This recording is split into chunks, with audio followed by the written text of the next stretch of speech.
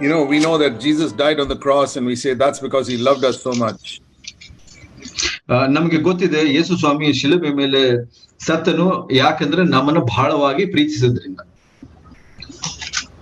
Most people, when they look at the cross of Calvary, they say there is where Jesus proved his love for us. ಬಹಳಷ್ಟು ಜನ ಆ ಶಿಲುಬೆ ಮೇಲೆ ಯೇಸು ಸ್ವಾಮಿ ಸತ್ತಿದ್ದನ್ನ ನೋಡಿ ಅಲ್ಲಿ ನಾವು ಆತನ ಪ್ರೀತಿಯನ್ನ ನೋಡ್ತೇವೆ ಅಂತ ಹೇಳ್ತಾರೆ. But that is the second truth.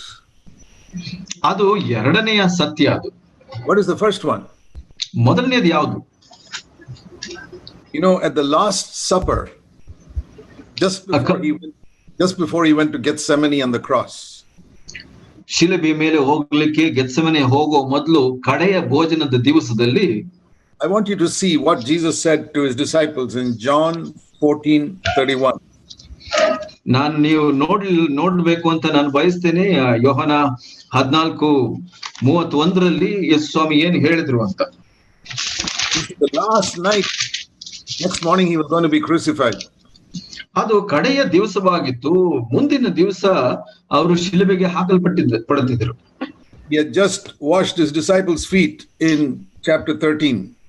13ನೇ ಅಧ್ಯಾಯದಲ್ಲಿ ನಾವು ನೋಡ್ತೇವೆ ಅವರು ಶಿಷ್ಯರ ಕಾಲುಗಳನ್ನ ತೊಳೆದಿದ್ರು.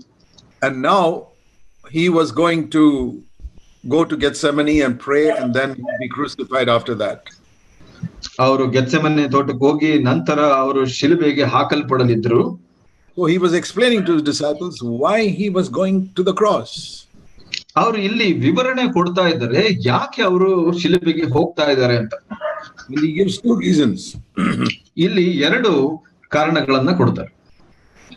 The first reason is in John 14:31. Yohana 14:31. He says there, so that the world may know that I love the Father, I am doing as the Father commanded me. Let us go from here. ಇಲ್ಲಿ ಹೇಳ್ತಾರೆ, ಆದರೂ ನಾನು ತಂದೆಯನ್ನು ಪ್ರೀತಿಸುತ್ತೇನೆ ಎಂದು ಲೋಕಕ್ಕೆ ತಿಳಿದಿರಬೇಕೆಂದು ತಂದೆಯು ನನ್ನನ್ನು ಕೊಟ್ಟ ಆಜ್ಞೆಯ ಮೇರೆಗೆ ಇದನ್ನು ಮಾಡುತ್ತೇನೆ, ಹೇಳಿರಿ, ಇಲ್ಲಿಂದ ಹೋಗೋಣ ಅಂತಾರೆ. You ask the Lord, Lord, why are you going to the cross? ನೀವು ಕರ್ತನನ್ನ ಕೇಳಿದ್ರೆ ಯಾಕೆ ಶಿಲುಬೆಗೆ ಹೋಗ್ತಾ ಇದೀಯಾ ಕರ್ತನೆ ಅಂತ. He doesn't say because I love you all so much. ಅವರು ಹಾಗೆ ಹೇಳೋದಿಲ್ಲ, ನಾನು ನಿಮ್ಮನ್ನೆಲ್ಲ ಪ್ರೀತಿಸೋದ್ರಿಂದ ಹೋಗ್ತಾ ಇದ್ದೀನಿ ಅಂತ. Because my Father commanded me and I love him, so I do it. ಯಾಕಂದ್ರೆ ನನ್ನ ತಂದೆಯನ್ನ ಪ್ರೀತಿಸ್ತೇನೆ ನಾನು, ನನ್ನ ತಂದೆಯು ಆಜ್ಞೆ ಕೊಟ್ಟಿದ್ದಾನೆ, ಅದಕ್ಕಾಗಿ ನಾನು ಮಾಡ್ತಾ ಇದ್ದೀನಿ ಅಂತ ಹೇಳ್ತಾ ಇದ್ದೀನಿ. And secondly, ಎರಡನೇದಾಗಿ chapter 15 verse 13. Yohana 15:13.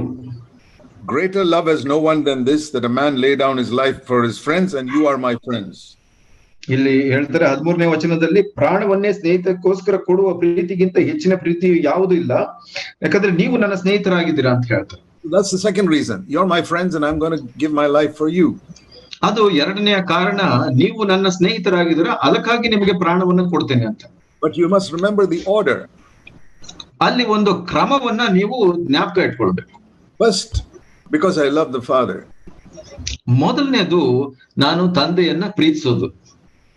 Because I love the Father, even if you people are so quarreling with each other, I still love you. ನನ್ನ ತಂದೆ ಬಹಳವಾಗಿ ಪ್ರೀತಿಸೋದ್ರಿಂದ, ನಾನು ತಂದೆಯನ್ನ ಪ್ರೀತಿಸೋದ್ರಿಂದ, ನೀವು ಎಷ್ಟೇ ಒಬ್ರು ವಾಗ್ವಾದ ಮಾಡುವಂತವರಾಗಿದ್ರು, ಬಲಹೀನರಾಗಿದ್ರು, ನಾನು ನಿಮಗಾಗಿ ಸಾಯ್ತೀನಿ. See, those disciples were not spiritual. They were still arguing as to who's the greatest among them. ಆ ಒಂದು ಶಿಷ್ಯರು ಆತ್ಮೀಕರಾಗಿರ್ಲಿಲ್ಲ, ಅವರು ಕೂಡ ಯಾರು ನಮ್ಮಲ್ಲಿ ಹೆಚ್ಚಿನವನು ಅಂತ ವಾಗ್ವಾದ ಮಾಡ್ತಾ ಇದ್ರು. And they're like many believers today. ಅವರು ಇಂದಿನ ಬಹಳಷ್ಟು ವಿಶ್ವಾಸಿಗಳ ತರ ಇದ್ರು. And even if you look at all the other believers in your church, you say there's so many things wrong in them. How can I love them? ನೀವು ಹೇಳ್ಬೋದು, ಇಲ್ಲಿ ಸಭೆಯಲ್ಲಿ ವಿಶ್ವಾಸಿಗಳನ್ನ ನೋಡಿದಾಗ ಅವ್ರಿಗೆ ಎಷ್ಟು ಬಲಹೀನತೆಗಳಿದೆ, ಅವ್ರನ್ನ ಹೇಗೆ ಪ್ರೀತಿಸೋದು ಅಂತ ಅನ್ಸ್ಬೋದು ನಿಮ್ಗೆ. If Jesus had looked at his disciples, he'd have seen many more faults than you see in your fellow believers. ಇವತ್ತು ಯೇಸು ಸ್ವಾಮಿ ತರ ನೋಡಿದ್ರೆ ಬಹಳಷ್ಟು ಕೊರತೆಗಳನ್ನ ನೀವು ಕಾಣ್ತಾ ಇದ್ರಿ. More than you can see, Jesus can see. ನಿಮಗಿಂತ ಹೆಚ್ಚಿನದಾಗಿ ಯೇಸು ಸ್ವಾಮಿ ನೋಡ್ತಾ ಇದ್ರು ಅವರಲ್ಲಿ ಕೊರತೆಗಳನ್ನ. Even in those 12 disciples. ಆ ಒಂದು 12 ಶಿಷ್ಯರಲ್ಲಿ ಕೂಡ. But he still says, I'm going to still die for you, even though you are not at all really loving one another. ನೀವು ಈ ಒಬ್ಬರನ್ನೊಬ್ರು ಪ್ರೀತಿಸ್ತಾ ಇಲ್ಲ ಅಂದ್ರೂ ನಾನು ನಿಮಗಾಗಿ ಸಾಯ್ತೇನೆ, ಯಾಕೆಂದ್ರೆ ನಿಮ್ಮನ್ನ ಪ್ರೀತಿಸ್ತೀನಿ ಅಂತ ಅಂದ್ಬಿಟ್ಟು. Because I love my father. ಯಾಕಂದ್ರೆ ನನ್ನ ತಂದೆಯನ್ನ ನಾನು ಪ್ರೀತಿಸ್ತೇನೆ. And he has commanded me to go to the cross and die.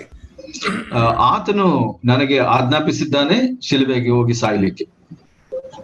Why do we take up the cross every day and follow Jesus? ಯಾಕೆ ನಾವು ಶಿಲುಬೆಯನ್ನು ಎತ್ಕೊಂಡು ಯೇಸುವನ್ನ ಹಿಂಬಾಲಿಸಬೇಕು? If I take up the cross in my local church, I will be able to love everybody there. ನಾನು ನನ್ನ ಸ್ಥಳೀಯ ಸಭೆಯಲ್ಲಿ ಶಿಲುಬೆಯನ್ನ ಎತ್ಕೊಂಡ್ರೆ ನಾನು ಇರುವಂತವ್ರನ್ನೆಲ್ಲರನ್ನು ಪ್ರೀತಿಸಲು ಸಾಧ್ಯವಾಗುತ್ತೆ.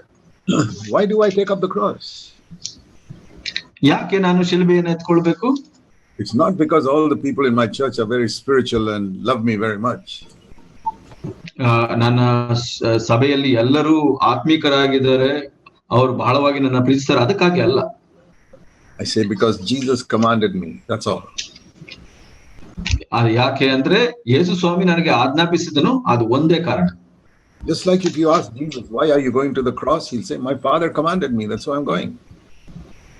ಇದು ಯಾಕೆ ಅಂದ್ರೆ ಯೇಸು ಸ್ವಾಮಿಯನ್ನ ನೀವು ಕೇಳಿದ್ರೆ ಯಾಕೆ ಶಿಲುಬೆಗೆ ಹೋಗ್ತಾ ಇದೀಯಾ ಅಂದ್ರೆ ನನ್ನ ತಂದೆ ಆಜ್ಞಾಪಿಸಿದ್ದಾನೆ ಅದಕ್ಕಾಗಿ ಅಂತ ಹೇಳೋ ಹಾಗೆ. You ask me why you're taking up the cross, I'll say Jesus commanded me, that's why I do it. ನನ್ನನ್ನ ಕೇಳಿದ್ರೆ ಯಾಕೆ ಶಿಲುಬೆಯನ್ನು ಎತ್ಕೊಳ್ತೀಯಾ ಅಂದ್ರೆ ಯೇಸು ಸ್ವಾಮಿ ನನ್ನನ್ನು ಆಜ್ಞಾಪಿಸಿದ್ದಾನೆ ಅದಕ್ಕಾಗಿ ಅಷ್ಟೇ. But these people in your church are so unspiritual. ಈ ಸಭೆಯಲ್ಲಿ ಇರುವಂತವರು ನಿನ್ನ ಜನರು ಅಷ್ಟು ಆತ್ಮಿಕರಲ್ಲ ಅಂತ ಹೇಳ್ಬೋದು. Are you going to take up the cross in your relationship with them? ಅವರ ಒಂದು ಸಂಬಂಧದಲ್ಲಿ ನೀವು ಶಿಲುಬೆಯನ್ನು ಎತ್ಕೊಳ್ತೀಯಾ ಅವ್ರಿಗಾಗಿ? Yes, because Jesus commanded me to do it. ಹೌದು, ಯಾಕೆ ಅಂದ್ರೆ ಯೇಸು ಸ್ವಾಮಿ ನನಗೆ ಆಜ್ಞಾಪಿಸಿದ್ದಾನೆ ಅದಕ್ಕಾಗಿ. So even if everybody in the church is carnal, I'll still die to myself in my relationship with them. ಸಭೆಯಲ್ಲಿ ಎಲ್ಲರೂ ಲೌಕಿಕರಾಗಿದ್ರು ಕೂಡ ಮಾಂಸಿಕರಾಗಿದ್ರು ಕೂಡ ನಾನು ಅವ್ರಿಗಾಗಿ ಶಿಲುಬೆ ಎತ್ಕೊಳ್ತೀನಿ, ಯಾಕೆಂದ್ರೆ ಯೇಸು ಸ್ವಾಮಿ ನನಗೆ ಆಜ್ಞಾಪಿಸಿದ್ದಾನೆ. I will not seek my own because Jesus told me not to seek my own. ನನ್ನ ಸ್ವಾರ್ಥವನ್ನ ಹುಡುಕೋದಿಲ್ಲ, ಯಾಕೆಂದ್ರೆ ಯೇಸು ಸ್ವಾಮಿ ಹೇಳಿದರೆ ನಿನ್ನ ಸ್ವಾರ್ಥವನ್ನ ಹುಡುಕಬಾರ್ದು ಅಂತ. If you do anything out of love for others, it will die out soon because many of them don't love you in return.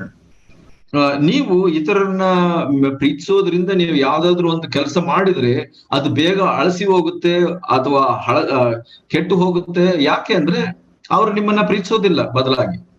Love for God's people is a very good thing. ದೇವರ ಜನರನ್ನ ಪ್ರೀತಿಸೋದು ಬಹಳ ಒಳ್ಳೇದು. But it is not strong enough to make you endure till the end in loving them. ಆದ್ರೆ ಅದು ಇಷ್ಟು ಬಲವಾಗಿಲ್ಲ ನೀವು ಕಡೆಯವರೆಗೂ ತಾಳುವಷ್ಟು. If you want to endure till the end in loving them, you have to love Jesus first. ನೀವು ಕಡೆಯವರೆಗೆ ತಾಳುವಂತವ್ರಾಗಬೇಕು ಪ್ರೀತಿಯಲ್ಲಿ ಅಂತ ಅಂದ್ರೆ ನೀವು ಯೇಸು ಸ್ವಾಮಿಯನ್ನ ಮೊದಲನೇದಾಗಿ ಪ್ರೀತಿಸ್ಬೇಕು. If you love Jesus with all your heart, ಯೇಸು ಸ್ವಾಮಿಯನ್ನ ನೀವು ನಿಮ್ಮ ಪೂರ್ಣ ಹೃದಯದಿಂದ ಪ್ರೀತಿಸಿದ್ರೆ, if everybody in your church is evil, you will still love them. ನಿಮ್ಮ ಸಭೆಯಲ್ಲಿ ಇರುವಂತವರೆಲ್ಲ ದುಷ್ಟರಾದ್ರೂ ಕೂಡ ನೀವು ಅವರನ್ನ ಪ್ರೀತಿಸ್ತೀರಿ.